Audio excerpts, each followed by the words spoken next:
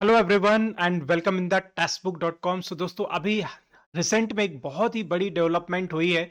आपने सुना होगा कि भारतीय नौसेना के 8 रिटायर्ड आर्मी ऑफिसर्स को, जी हां, भारतीय नौसेना के 8 रिटायर्ड ऑफिसर्स को कतर सरकार के द्वारा फांसी की सजा सुना दी गई है दोस्तों। ठीक है, और ये मामला इस समय वेरियस मीडिया प्लेटफॉर्म पर, जितने भी अगर हम लोग बात करने जाएं, नेशनल इंटरनेशनल लेवल पर, बहुत बड़े लेवल पर डिस्कस किया जा रहा है।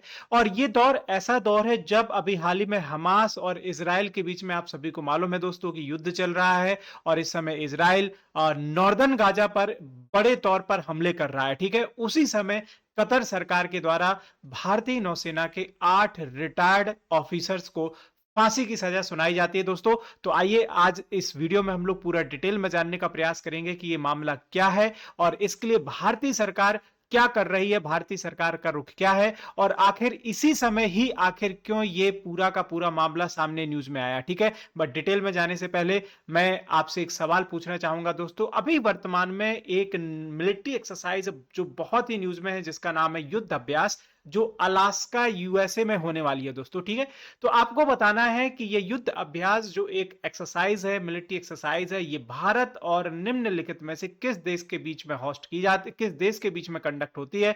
इसका आंसर कमेंट सेक्शन में वीडियो के बाद जरूर करिएगा, और जिसका भी आंसर सही होगा बिल्कुल उसके आंसर को पिन कर दिया जाएगा दोस्तों। ठीक है, तो आपको मालूम होगा कि जो कतर है, जी हां, जिसकी कैपिटल आपने पढ़ी होगी दोस्तों ओमान है, करेंसी रियाल है। तो उस कतर सरकार के द्वारा भारतीय नौसेना के दोस्तों 8 ऑफिसर्स पकड़ लिए जाते हैं, और इन ऑफिसर्स पर एक आरोप लगाया जाता है जासूसी का। जी हां, जासूसी करने का। और आरोप लगाया जाता है वो भी ये कि ये इजराइल के खिलाफ, इजराइल के लिए जासूसी कर रहे थे, इजराइल के फेवर में जासूसी कर रहे थे। और इन 8 ऑफिसर्स को अरेस्ट कर लिया जाता है, एक लंबे समय तक दोस्तों कारावास में रखा जाता है।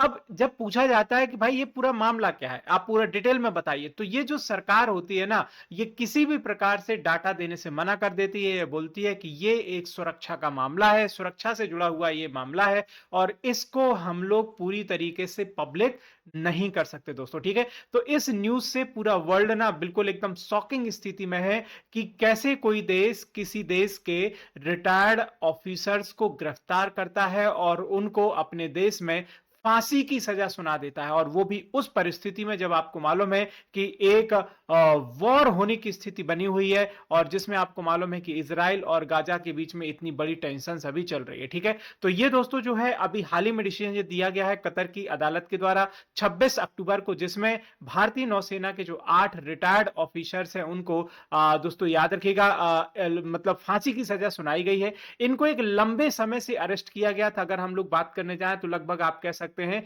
कि अगस्त के आसपास इनको अरेस्ट किया गया था, और ये उस समय एक प्राइवेट फर्म के लिए काम कर रहे थे दोस्तों। ठीक है, एक प्राइवेट फर्म के लिए काम कर रहे थे। जिस प्राइवेट फर्म के लिए काम कर रहे थे उसके मालिक को भी अरेस्ट किया गया था, लेकिन बाद में दोस्तों उससे क्या किया गया, छोड़ दिया गया। लेकिन इन लोगों को लगातार एक एकांत कारावास में डाल के रखा गया, और अभी हाल ही में इनको फांसी की सजा सुना दी गई है। ठीक है, तो रिपोर्ट के अनुसार अगर हम लोग देखने जाएं तो ये जो आपके 8 रिटायर्ड आपके नौसेना के जो अधिकारी, इसमें कौन कौन से शामिल हैं, कैप्टन नवतेज सिंह गिल है, कमांडर पूर्णेंदु तिवारी है, कैप्टन सौरभ वशिष्ठ है, कमांडर संजीव गुप्ता है, कैप्टन वीरेंद्र कुमार वर्मा है, कमांडर सुगुनाकर पकाला है, कमांडर याद रखिएगा अमित नागपाल, और सेलर आपके रागेश शामिल है दोस्तों। ठीक है, तो ये सभी वो लोग हैं जिनको फांसी की सजा सुनाई गई है। अब आखिर ये क्या कर रहे थे, किस मतलब आप कह सकते हैं कि आरोप में इनको गिरफ्तार किया गया, उसके बारे में पूरा हम लोग डिटेल में जानते हैं। तो ये जितने भी आप 8 जो नेवी के ऑफिसर रिटायर्ड देख रहे हैं, ये सभी एक डिफेंस सर्विस प्रोवाइडर ऑर्गेनाइजेशन, जिसका नाम था Dehra global technologies and consultancy services,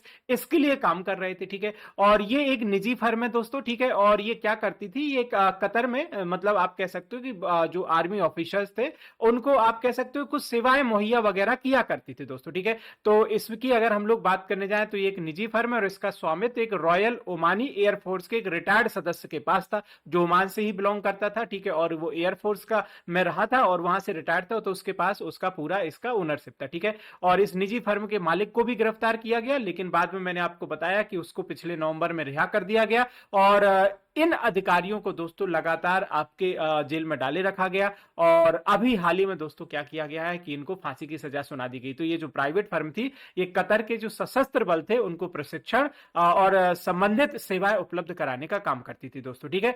अब इन पर आरोप क्या है, तो इन पर ये आरोप लगाया गया है दोस्तों कि ये क्या कर रहे थे दोस्तों, ठीक है, कि जो कतर सरकार की मतलब नौसेना है दोस्तों, ठीक है, उसकी जानकारी मुहैया कर रहे थे और ये जो जानकारी कलेक्ट कर रहे थे वो किसको देने का काम कर रहे थे, इजराइल को, ठीक है। तो जो मतलब कतर की सरकार है उसने क्या किया है कि आरोपों का जिक्र नहीं किया। उन्होंने बोला है कि हम लोग इन मतलब जो आरोप है उनको पब्लिक नहीं कर सकते हैं क्योंकि हमारी ये सेफ्टी वाला सवाल है दोस्तों, ठीक है। तो उन्होंने बोला है कि दोस्तों ये जो गुप्त क्षमता वाली जो कतर की एडवांस पनडुब्बियां हैं उनकी ये जासूसी कर रहे थे और ये जासूसी इजराइल के लिए की जा रही थी, ठीक है। और अभी आपको मालूम है कि अगर मैं कतर में बात करने जाऊं तो जी हां, कतर में हमास के बहुत बड़े बड़े जो लीडर्स हैं, नेता हैं, कमांडर हैं, वो यहां पर रहते हैं और उनके सरकार के साथ बहुत अच्छा उठना बैठना है, बहुत अच्छे टर्म्स है। और आप सभी को मालूम है कि इंडिया ने बिल्कुल ओपन और खुलकर के इस समय इजराइल का साथ दिया है हमास और इजराइल वॉर में, ठीक है। तो हो सकता है कि यह मामला उसी से कहीं ना कहीं जरूर जुड़ा हुआ हो दोस्तों, ठीक है।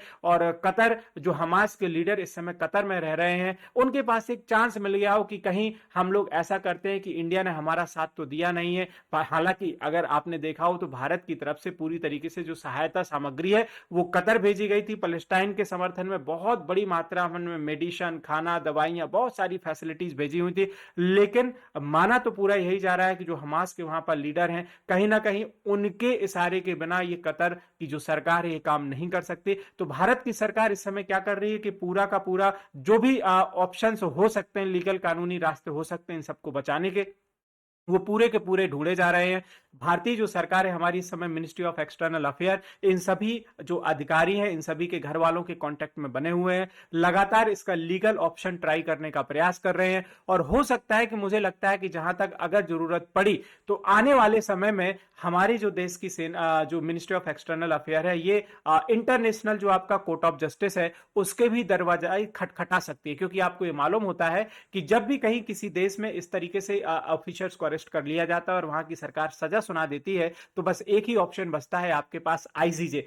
आपका मानना क्या है दोस्तों? आपको क्या लगता है कि इस समय सरकार को क्या करना चाहिए? क्या ये जो कतर की सरकार ने किया है, मान लीजिए कि अधिकारी ये इस बात पर प्रूफ पाए जाते हैं कि इन्होंने जी हां इजराइल के लिए कतर की सेना की इन्होंने शैंद की थी और उसमें जासूसी करने का काम किया था, तो क्या वहां की सरकार ने जो ये पनिशमेंट दिया है वो सही है, या भारत की सरकार ने इनको पूरी तरीके से बचाना चाहिए और इस डिसीजन को चैलेंज करना चाहिए कहां पर? इंटरनेशनल कोर्ट ऑफ जस्टिस में दोस्तों, ठीक है। तो ये था आज का इस अपडेट और बिल्कुल दोस्तों ये बहुत ही बड़ी सैड न्यूज है, ठीक है, हमारे पूरे देश के लिए, हमारी पूरी सेना के लिए। और इसी प्रकार के अपडेट के लिए आप मेरे टेलीग्राम से जुड़ सकते हैं। और दोस्तों अगर आप बिल्कुल एक बार प्रॉपर तरीके से तैयारी करना चाहते हैं किसी भी डिफेंस एग्जाम की, अग्निवीर वायु, एयरफोर्स या नेवी, या फिर बात करने जाऊं मैं दोस्तों आप तैयारी कर रहे हो इस समय आईसीजी की, तो बिल्कुल हमारे साथ जुड़िए, सुपर टीचर्स के साथ जुड़ करके तैयारी करिए। और इस वीडियो के डिस्क्रिप्शन में आपको सभी कोर्सेज दिए गए हैं, जाकर के एनरोल कर लीजिए और यूज करिए coupon code YesHIVKT to get the maximum discount, ठीक है। तो ये था आज का इंपॉर्टेंट टॉपिक। मिलता हूं किसी इंपॉर्टेंट अपडेट टॉपिक के साथ फिर से, तब तक दुआओं में याद रखिएगा and yes as always God bless you all.